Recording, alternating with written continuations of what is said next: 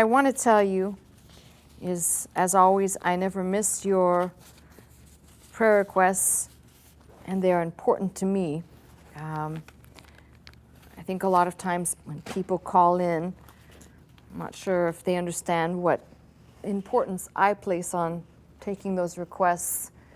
I mean, I tell you, you can agree with the person answering the phone, where 2 or 3 are gathered, you can claim the promise, but I appreciate you sharing the things that you feel like somebody else to lift up in prayer with and for you. So don't stop doing that. At the same time, I would like to talk to those people, and it's a small group of people I'm talking to.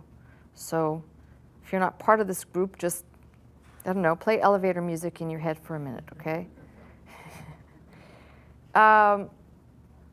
There's a percentage of people out there that listen that never call in.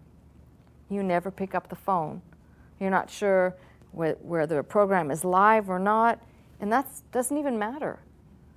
If it's live or not, I mean, I can tell you it doesn't really matter. Eventually I'm going to get the message whether you called in while I was sitting here or you called it in and I come in 6 hours or a day later. It doesn't matter. I'm going to get that message. And really talking to a small group of people who watch all the time, who never call.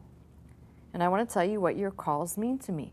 I don't sit here and say, you know, you call and I'll keep going, or your calls keep me going, but your calls are very encouraging to me, especially when I get calls from new people who do not have, and I just went through a whole stack of them, people who do not have King's House or King's Tither numbers, obviously people who are not, they're not giving, just calling to say, you know, they either watched the teaching on air or they found it by accident or however they found it and however they're listening.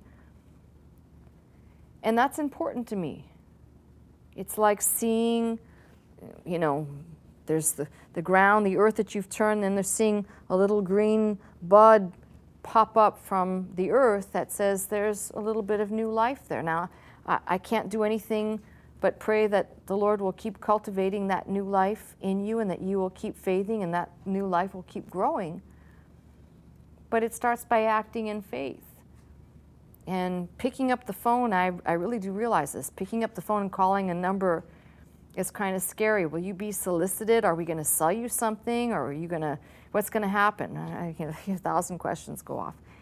And you have to pick up the phone and find out. There's somebody answering the phone, and they're supposed to say that it's Pastor Scott's message lines. That means they're taking your message. Now, I know there's other places where you can call a phone line and people will try and get you to say the sinner's prayer, or they'll try and convert you to whatever they think, or each person has their individual ministry booth where they can vicariously beat you down with whatever scripture they've chosen of their selecting. That's not what happens here. I think early on, probably before Dr. Scott came here, and then I'm quite sure at least through the first year or two, there were quote-unquote phone counselors here. But Dr. Scott quickly eliminated that, and rightly so. You know, the best that can happen, no, there isn't any best that can happen with that. You're people who mean well, who don't understand that it's not their job. They're not called to shepherd, and they're not called to give advice. Somebody's calling in. You're calling in for the first time. You're calling to leave a message for me. The voice of faith better be taking your message for me, and it gets to me. And don't call and ask them for their opinion or what they think they should do or how they would do it, because that's not what they're there to do. They're an extension of me on the phone lines taking the message, your message.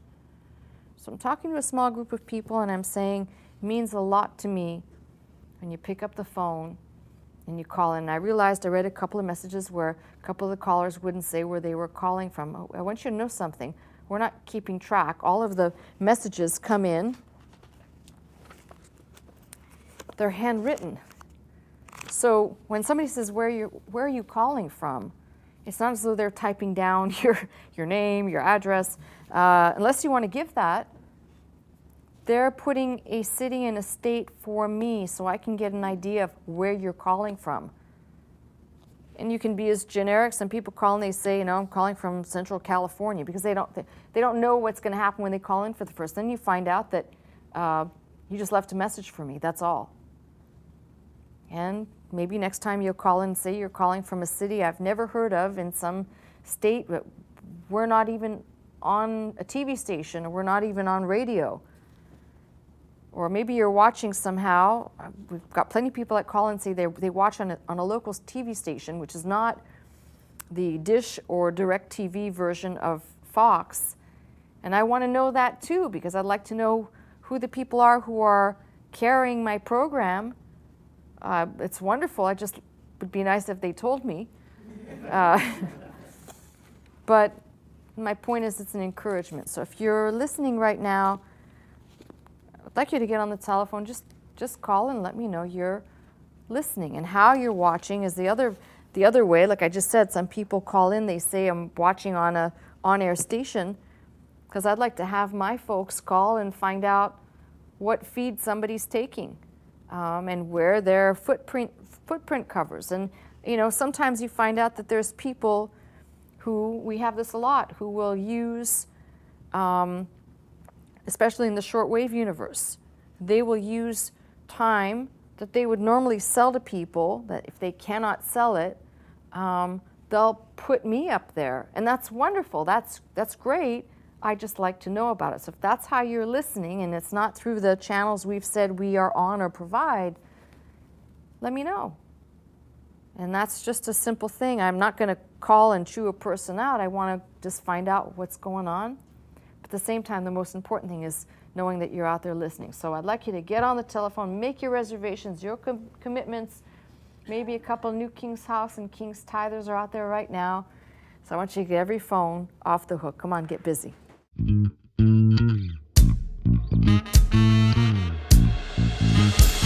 into this house, magnify the Lord, lift up holy hands, our hearts in one accord, worship and bow down before Him.